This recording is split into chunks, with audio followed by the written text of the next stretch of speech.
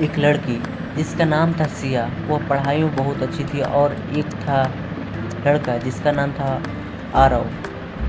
चलो शुरू से स्टार्ट करते हैं कहानी को। आरव एक लड़का का नाम था जो बहुत ही साधारण लड़का था, जो पहाड़ी गांव में एक परिवार के साथ रहता था।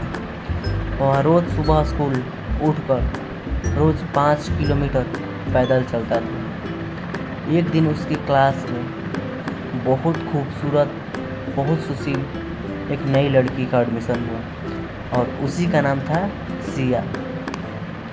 सिया पढ़ाई में बहुत तेज थी, लेकिन स्वभाव से बिल्कुल अलग थी, चंचल, बातूनी और मुस्कुराहट से भरी।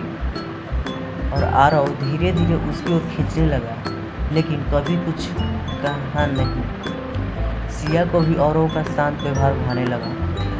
दोनों रोज को स्कूल जाते थे, लौटने और धीरे धीरे एक दोस्ती बनाई। आरव सिया के लिए छोटे छोटे कविताएं लिखता था, लेकिन कभी देने की हिम्मत नहीं कर सकता था। ये लड़का है, लड़के में बहुत ज़्यादा किसी से अपना फीलिंग को कहने में सोचना पड़ता है। तो फिर एक दिन सिया ने कहा, मेरे पापा की पोस्टिंग फिर से शहर में हो गई, यानी दूसरे शहर में। मैं परसों जा रही हूँ। अरवल सुना और सन्नाटा छा गया। पूछा, मगर फिर भी कुछ कहा। सिया के जाने के अगले दिन उसकी बेंच पर एक पुरानी खत मिला, जिस पर लिखा था सिया।